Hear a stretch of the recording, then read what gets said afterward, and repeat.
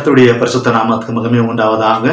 ஆண்டவராக இயேசு கிறிஸ்துவின் நாமத்தினால யாவரும் நான் வாழ்த்துகிறேன். இதனால் தியானத்துக்கு தெரிந்து கொள்ளப்பட்ட வசனம் யாக்கோபு எழுதின பொதுவான நிருபம் 1ஆம் அதிகாரம் 12ஆம் வசனம் நம்ம பார்க்கும்போது சோதனையை சகிக்கிற மனுஷன் பாக்கியவான், அவன் உத்தமன் என்று விளங்கின பின்பு கர்த்தர் தம்மிடத்தில் அன்பு கூறுவர்களுக்கு வாக்குத்தத்தம் பண்ணின ஜீவ கிரீடத்தை பெறுவான் என்று சொல்லப்படுது. அதாவது சோதனை சகிக்கிற மனுஷன் பாக்கியவான், அந்த சோதனையில சகிக்கிறவன் உத்தமனாக விளங்கின பின்பு என்று சொல்லப்படுது. அன்பர்களே, அதாவது நம்மளுடைய வாழ்க்கையில சோதனைகள் வரும்போதோ, அதாவது சாத்தான் மூலமாக கொண்டு வருகிற சோதனைகள் நம்ம வரும்போதோ, இந்த நம்முடைய வாழ்க்கையில பிரச்சனைகள், போராட்டங்கள், விரோதங்கள், வறுமைகள், இந்த மாதிரி வியாதிகள் நம்ம வாழ்க்கையில சூழ்ந்து கொள்ளும் போது அந்த சோதனையில் நம்ம என்ன பண்ண தெரியுமா, ஈஸியா கர்த்தர் நம்ம தூஷிச்சோம் அன்பாங்களே.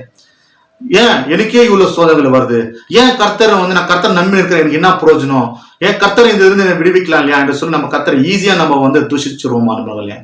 ஆனால் அந்த சோதனையில என் கர்த்தரை விடுவிப்பார் என்கிற அந்த நம்பிக்கை இருக்கிறவன் பாக்கியவான். அந்த நம்பிக்கை நிலையிலிருந்து அந்த சோதனை ஆண்டவர் தப்பித்துக்குள்ள ஒரு வழியை காட்டும் போதோ, அந்த வழியிலிருந்து நம்ம நடத்தும் போதோ, அந்த வழியை நம்ம கண்டு கர்த்தரை சார்ந்து கொண்டு அந்த வழியில் நம்ம நடக்கும் போதோ அவன் உத்தமனாக வெள்ளகம் படுகிறான் அன்பர்களே. இதை நம்ம கிளீனா நம்ம புரிஞ்சு கொள்ள வேண்டும். ஆனால் பைபிள பாருங்க, அதே விதமாக அப்போஸ்தலர் நடவடிக்கைகள் 16ஆம் அதிகாரம் நம்ம படிச்சுக்கணும் போதும் இங்க பவுலும் சீலாவும் ஆண்டவராக இயேசு கிறிஸ்து குறித்து சொல்ல ஒரு கிராமத்துக்கு போறார்கள். அந்த இடத்துல குறி சொல்கிற ஒரு ஸ்திரீ நிமித்தம் பவுலுக்கும் சீலாவுக்கும் ஒரு சோதனை வருது. அந்த ஸ்திரீ அந்த பவுல் நடந்து கொடுக்கும் போது அந்த ஸ்திரீ பவுல் சினம் கொள்ளுது. அப்போ பவுல் திரும்பி பார்த்து இயேசுவின் நாமத்தினால இந்த அசுத்த ஆவி இந்த ஸ்திரியை விட்டு நீங்க கடவுள்னு சொன்னப்போ அந்த ஸ்திரியை விட்டு அந்த ஆவியை விட்டு விலகி போகுது. அந்த குறி நிமித்தம் குறி சொல்ற நிமித்தம் ஆதாயம் வருது இல்லையா, அது ஸ்டாப் ஆகுது. அப்ப அவனுக்கு அந்த ஸ்திரியோட எஜமான்கள் போய் ஒரு தவறான ரிப்போர்ட் பவுல் மேல சொல்லி சிலாவை மேல சொல்லி அவர் சிறைசாலை அடிக்கிறார்கள்.